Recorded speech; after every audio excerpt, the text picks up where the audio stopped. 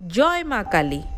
आज का व्लॉग मैं बंगाली में बनाने वाली हूँ। वो क्यों, पूरा व्लॉग देख के आपको समझ में आ जाएगा।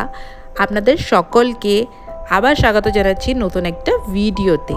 আজকের ব্লগটা বাংলাতেই থাকবে, পরে ভিডিওটা ওটা তো অলরেডি আপনারা বুঝে গেছেন। আমি এসেছি মানাতে, মানে আমার দিদা বাড়িতে।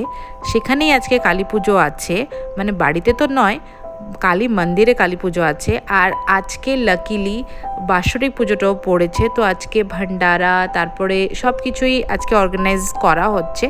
দিদা আর আমি বেরোচ্ছি এখন মন্দিরে যাওয়ার জন্য, কেন কি সুবি আর আমার মাকে দুজনকে আমি বাড়িতে রেখে যাচ্ছি। আজকে কালী মায়ের পুজোর জন্য আমি উপোস করেছি, তো দিদা আমার জন্য সাবু মেখে দিয়েছেন, যেটা আপনারা দেখেছেন ফার্স্ট ক্লিপেই। ফ্রুটস খেলাম দিদা বাড়িতে এসে।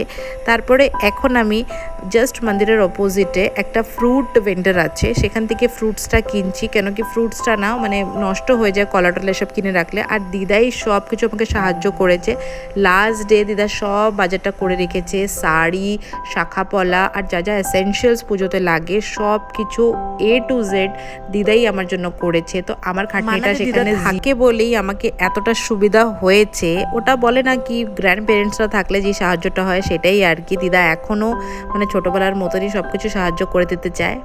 মন্দিরে এসে দেখলাম কি ভোগের জন্য যে খিচুড়িটা রান্না হয় তার জন্য সব প্রিপারেশনসগুলো হচ্ছিল, তো আমি একটু সাহায্য। মায়ের কাজ করতে পারাটাই নিজেতে অনেক বড় ভাগ্য লাগে, সেই ভাগ্যটা আজকে আমি পেয়েছিলাম।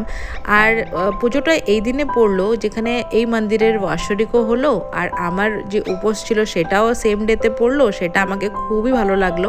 এতটা রোদ হয়ে গেছিলো না মন্দিরে, অ্যাকচুয়ালি সব অ্যাডজাস্ট করে আমরা বসছিলাম। আর যত লোকও সব কাজের প্রিপারেশনস করছিল না, তারাও পুরো রোদেই বসেছিল। মিনওয়াইল আমি বাড়িতে এসে গেছি, সবাইকে এসেছি, কেন কি ও বললো কি আমি ডাল ভাত ওগোর হাতে খাবো না। আর মাম্মিও আমাকে মানে দিদা 50%, মাম্মি 50% আমাকে হেল্প করেছে বলেই আজকে আমি ভালোভাবে ঠাকুরের কাছে বসে পুজোটা করতে পেরেছি। একটু লুকটা আপনাদের দেখিয়ে দিই, কেমন লাগবে জানাবেন অবশ্যই। এই ব্লাউজটা আমাকে, শাড়িটা তো আমার নয়, বাট আমাকে কম্বিনেশনটা খুবই ভালো লাগছে। আর আমি খাইয়েই চলে এসেছি আবার মন্দিরে। পুজোটা স্টার্ট হয়ে গেছিলো, তো একটু নাশাগুলো বানাচ্ছিলাম। আর আজকে আমার দিদা আমাকে একটা শাখা গিফট করেছে। সেই চুড়ি শাখাটা আমাকে এত পছন্দ এসছে কি আমি একসাথে দুটো শাখা পরে নিয়েছি। একটা সোনার শাখা তো ঘর থেকে পরেই এসেছিলাম, আর একটা শাখাও পরে নিলাম। আর এখন না যজ্ঞর তৈরি হচ্ছে, পুজোটা পুরোপুরি কমপ্লিট হয়ে গেছে, ফিনিশ হয়ে গেছে, লাস্টেই যজ্ঞটা হয়। তো পুজোর মাঝে আমি আর ভিডিও বেশি করিনি, আমি একটু কনসেন্ট্রেট করার চেষ্টা করছিলাম। আর এখন পণ্ডিতজি বসতে চলেছে, কেন কি প্রিপারেশনসটা পুরোপুরি হয়ে গেছে। এই মন্দিরটা টোটাল 37 ইয়ার্স ওল্ড, মানে এই মার্চে 37 ইয়ার্স হয়ে যাবে। মানে আমার জন্ম হয়নি তার আগের থেকেই মন্দিরটা হয়েছে, মানে আমার মা বাবার বিয়েও হয়নি যখন থেকে এই মন্দিরটা আছে।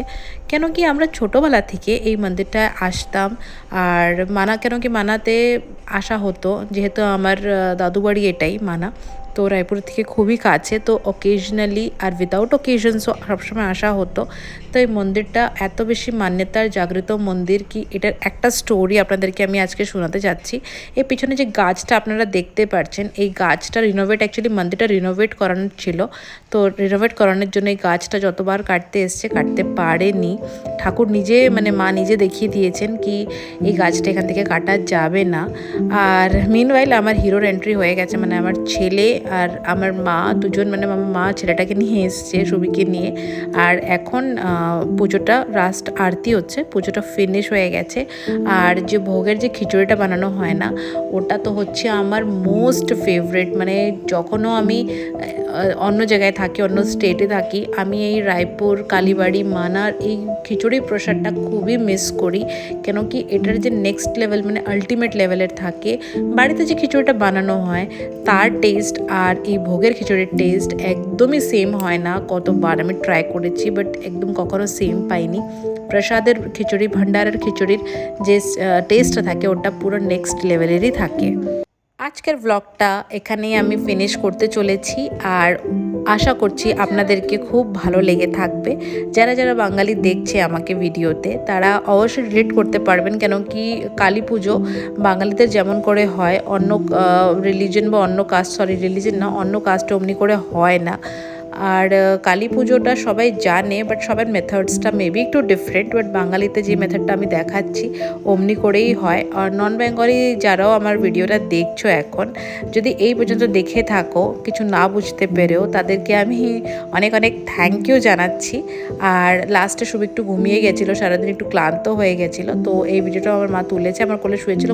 প্রচণ্ড মশা মানাতে আর রায়পুরে আছে, তো আমি আঁচল থেকে ঢেকে